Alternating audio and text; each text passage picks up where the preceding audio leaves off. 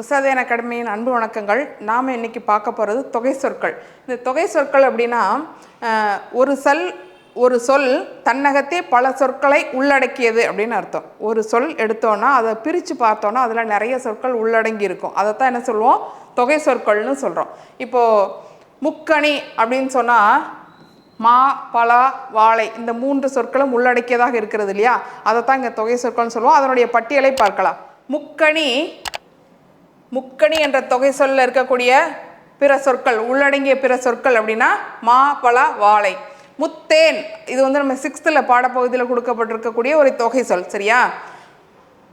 6th அதில் கொம்புத்தேன், மலைத்தேன், கொசுத்தேன், சரியா? இது 3ம் சேர்ந்தது முத்தேன். மூவேந்தர்கள் அப்படின்னா சேர, சோழ, பாண்டியர்கள், சரியா? அடுத்து மூவிடம் அப்படின்னா தன்மை, முன்னிலை, படர்க்கை.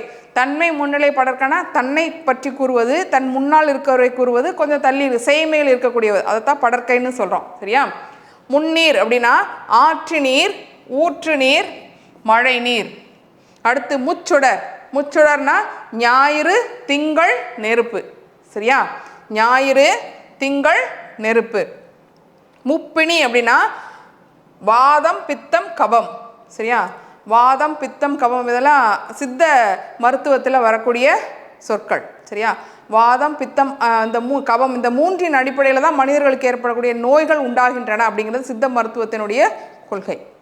அடுத்து முப்பொறி, அது என்னெல்லாம் அப்படின்னா மனம், வாக்கு, காயம். முக்குழல் அப்படின்னா கொன்றை, ஆம்பல், மூங்கில். மூவர்ணம் அப்படின்னா இளஞ்சிவப்பு, வெள்ளை, பச்சை. 3 நூல்கள், முதல் நூல், வழிநூல், சார்பு நூல். முதல் நூல்னா அதாவது முதல்ல ஒரு கருத்தை, பாடுபொருளை வைத்து எழுதக்கூடியது. இப்போ கம்பராமாயணம் இயற்றப்பட்டது நமக்கு அது வழிநூல் தான். அதனுடைய மூல நூல் எது அப்படின்னா வடமொழி. வால்மீகி இயற்றிய வடமொழியில் இயற்றிய ராமகாவியம் தான் என்னது, மூல நூல், சரியா? அதைத்தான் இங்கே சொல்கிறாங்க. முதல் நூல், வழிநூல், சார்பு நூல். சார்பு நூல்னா எதை சார்ந்தாவது அதை போல அப்படி எழுதுவோம் இல்லையா, அதைத்தான் என்ன சொல்கிறாங்க, சார்பு நூல்னு சொல்கிறாங்க. அடுத்து மும்மலம்னா மாயை, கண்மம், ஆணவம். மனிதர்களுக்கு இருக்கக்கூடாத விஷயங்கள் மாயை, கண்மம், ஆணவம்.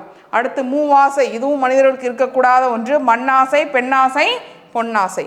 முப்பால் அப்படின்னா அறம், பொருள், இன்பம். இப்போது தொகை சொற்கள் உடைய ஒரு பட்டியல் பார்த்தோம். அந்த தொகை சொற்களில் இரு திணைகள் என்றால் என்ன, அக்ரிணை, உயர்திணை அப்படி இருக்கு இல்லையா? இது போல் 8 வகையான, அதாவது 8 வரைக்கும் 8 சொற்களை உள்ளடக்கிய சொற்களும் நமக்கு தமிழில் உண்டு. நாம் இப்போ கொஞ்சம் தான் பார்த்துருக்குறோம். அடுத்தடுத்த காணொளிகளில் மற்றவற்றை பார்க்கலாம். நன்றி.